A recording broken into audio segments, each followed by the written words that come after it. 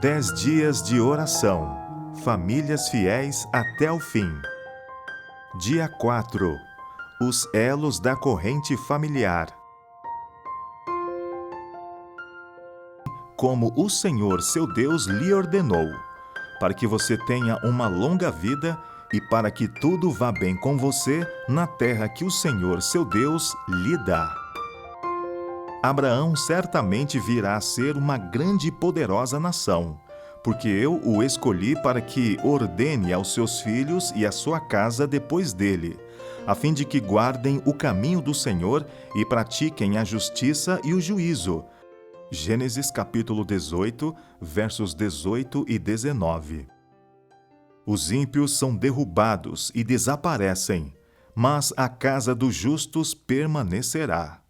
Provérbios capítulo 12, verso 7.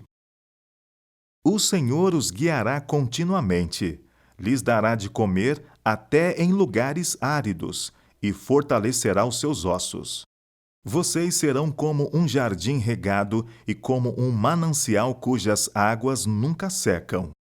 Vocês reconstituirão as antigas ruínas, levantarão os fundamentos de muitas gerações e serão chamados de reparadores de brechas e restauradores de veredas, para que o país se torne habitável.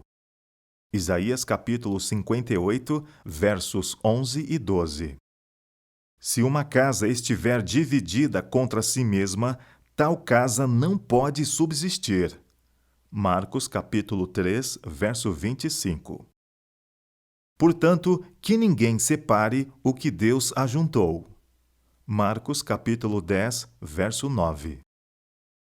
Se alguém não tem o cuidado dos seus, e especialmente dos da própria casa, esse negou a fé e é pior do que o descrente. Motivo de oração. Número 1. Pelo fortalecimento de seus relacionamentos familiares. Número 2. Por seus 5 familiares.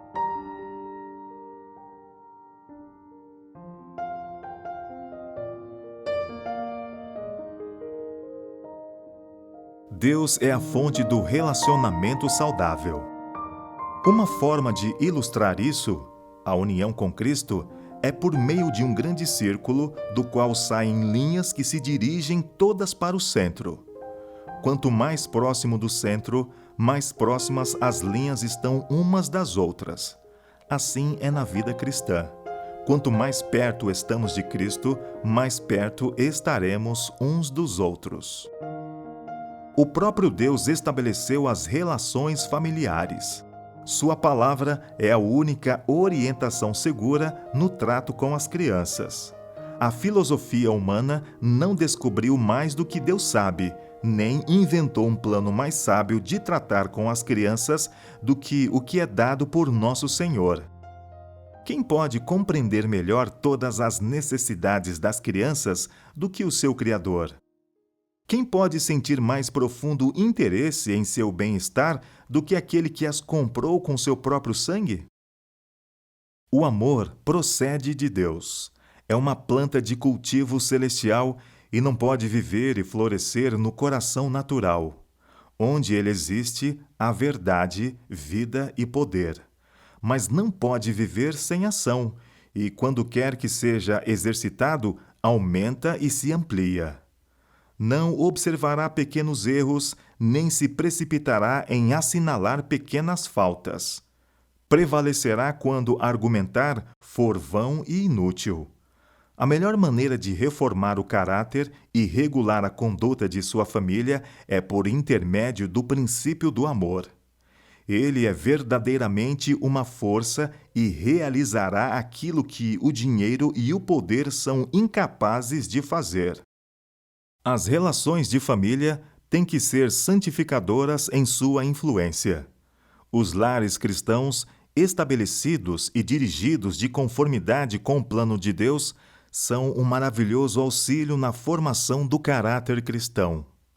Pais e filhos devem se unir em oferecer serviço amorável àquele que unicamente pode guardar puro e nobre o amor humano.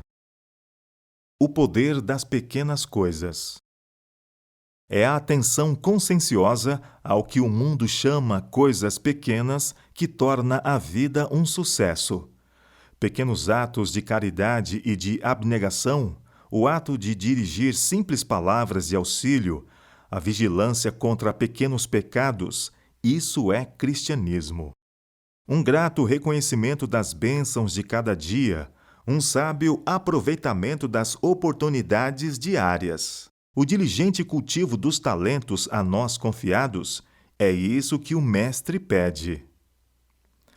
Aquele que cumpre fielmente os pequenos deveres estará preparado a corresponder às exigências de responsabilidades maiores. O homem bom e cortês na vida diária, generoso e paciente entre sua família, cujo constante objetivo é tornar seu lar feliz, será o primeiro a negar a si mesmo e a fazer sacrifícios quando o mestre o requer. A harmonia do círculo doméstico é muitas vezes quebrada em virtude de palavras precipitadas ou linguagem abusiva. Quão melhor seria se não tivessem sido ditas? Um sorriso de satisfação e uma palavra apaziguadora de aprovação, dita no espírito de mansidão, seria um poder para suavizar, confortar e abençoar. Muitos desculpam suas palavras precipitadas e temperamento impetuoso dizendo, abre aspas, sou muito sensível, tenho temperamento impetuoso, fecha aspas. Isso não cura nunca feridas feitas por palavras ásperas, impetuosas. O homem natural precisa morrer e o novo homem em Jesus Cristo tomar posse da alma. Precisam mostrar por sua vida o que o poder e a graça de Deus são capazes de fazer ao transformar o homem natural em um homem espiritual em Jesus Cristo. O círculo sagrado do matrimônio. Em torno de cada família existe um círculo sagrado que deve ser mantido inviolável. Nenhuma outra pessoa tem o direito de entrar nesse círculo. Nem o marido, nem a esposa permitam que outro compartilhe das confidências que somente a eles pertencem. Cada um deve dar amor em vez de exigi-lo. Cultive aquilo que tem em si de mais nobre e esteja pronto a reconhecer as boas qualidades do outro. É um admirável estímulo e satisfação alguém saber que é estimado. A simpatia e o respeito animam na luta em busca da perfeição, e o próprio amor cresce à medida que estimula a propósitos mais nobres. Nem o marido, nem a esposa devem imergir sua individualidade na do outro. Cada qual tem uma relação pessoal para com Deus, e a ele cada um deve perguntar, abre aspas, o que é direito? O que não é direito? Como posso cumprir melhor o propósito de minha vida? Fecha aspas. Que a abundância de seu afeto flua para aquele que deu a vida por vocês. Façam com que Cristo seja o primeiro, o último e o melhor em todas as coisas. Ao aprofundar-se e fortalecer-se seu amor para com Ele, o amor de um para com o outro será purificado e fortalecido. Nunca pense que o matrimônio foi um erro. Embora possam surgir dificuldades, perplexidades e desânimo, nem o marido, nem a esposa abriguem o pensamento de que sua união é um erro ou uma decepção. Cada um deve decidir ser para o outro tudo o que é possível. As primeiras atenções precisam continuar. De todos os modos, anime um ao outro nas lutas da vida. Procure cada um promover a felicidade do outro. Haja amor mútuo, mútua paciência.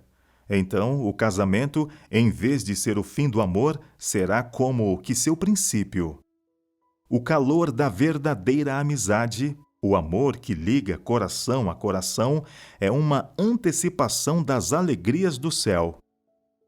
Quando o casal recém-casado enfrenta a vida com sua carga de perplexidade e cuidado, desaparece o romance com o qual tantas vezes a imaginação reveste o casamento.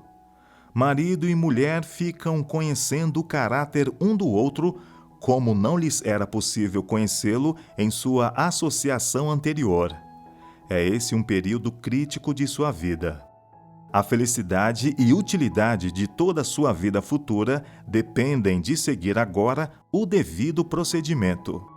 Constantemente descobrem no outro fraquezas e defeitos dos quais não suspeitavam, mas os corações que o amor uniu descobrirão também excelências até então desconhecidas.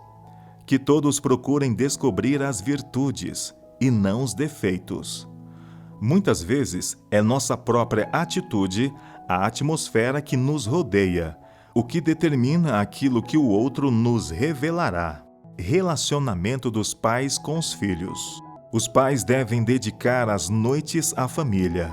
Deixem os cuidados e perplexidades dos trabalhos diários. Que as noites sejam passadas em tanta felicidade quanto possível. Os filhos têm reivindicações que os pais devem reconhecer e respeitar. Eles têm direito a privilégio, tais como educação e instrução, que os farão membros úteis da sociedade, respeitados e amados aqui, e lhes darão aptidão moral para a sociedade do puro e santo porvir. Relacionamento dos filhos com os pais. Não há na vida período algum em que os filhos fiquem isentos da honra aos pais. Se desrespeitam e desonram seus pais terrenos, não respeitarão nem amarão o Criador.